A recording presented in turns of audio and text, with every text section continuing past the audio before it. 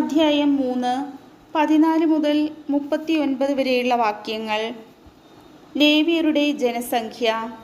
സീനായ് മരുഭൂമിയിൽ വെച്ച് കർത്താവ് മോശയോട് അരുളിച്ചെയ്തു, 1 മാസവും അതിനുമേലും പ്രായമുള്ള ലേവി പുത്രന്മാരുടെ കണക്ക് ഗോത്രവും കുടുംബവും അനുസരിച്ച് എഴുതുക. കർത്താവ് കൽപ്പിച്ചതുപോലെ മോശ അവരുടെ കണക്കെടുത്തു. ലേവിയുടെ പുത്രന്മാർ ഇവരായിരുന്നു: ഗർശോൻ, കൊഹാത്ത്, മെറാറി.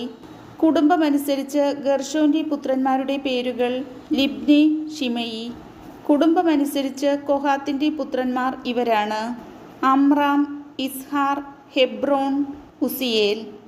കുടുംബമനുസരിച്ച് മെറാറിയുടെ പുത്രന്മാർ മഹ്ലി, മൂഷി. ഇവയാണ് പിതൃഗോത്രപ്രകാരം ലേവ്യരുടെ കുടുംബങ്ങൾ.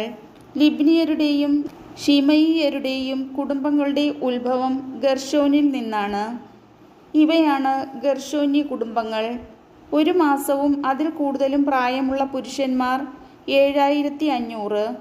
ഗർശോൻ കുടുംബക്കാർ കൂടാരത്തിൻ്റെ പിറകിൽ പടിഞ്ഞാറ് വശത്ത് ലായേലിൻ്റെ മകൻ എലിഫാസിൻ്റെ നേതൃത്വത്തിൽ പാളയമടിക്കണം.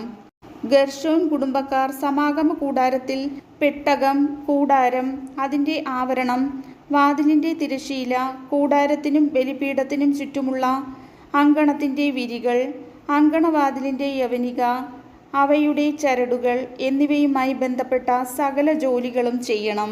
അമ്രാമ്യർ, ഇസ്ഹാര്യർ, ഹെബ്രോണ്യർ, ഉസിയേലിയർ എന്നിവർ കൊഹാത്തിൽ നിന്ന് ജനിച്ച കുടുംബങ്ങളാകുന്നു. 1 മാസവും അതിനുമേലും പ്രായമുള്ള പുരുഷന്മാർ 8600. വിശുദ്ധ സ്ഥലത്ത് ശുശ്രൂഷ ചെയ്യാനുള്ള കടമ അവരുടേതാണ്. കൊഹാത്ത് കുടുംബങ്ങൾ കൂടാരത്തിൻ്റെ തെക്കുവശത്താണ് പാളയമടിക്കേണ്ടത്. അവരുടെ നേതാവ് ഉസിയേലിൻ്റെ മകൻ എലിസാഫാനാണ്. പേടകം, മേശ, വിളക്കുകാൽ, ബലിപീഠങ്ങൾ, വിശുദ്ധ സ്ഥലത്ത് പുരോഹിതൻ ശുശ്രൂഷയ്ക്ക് ഉപയോഗിക്കുന്ന പാത്രങ്ങൾ, തിരശ്ശീല എന്നിവയും അവയെ സംബന്ധിക്കുന്ന ജോലികളും ഇവരുടെ ചുമതലയാണ്.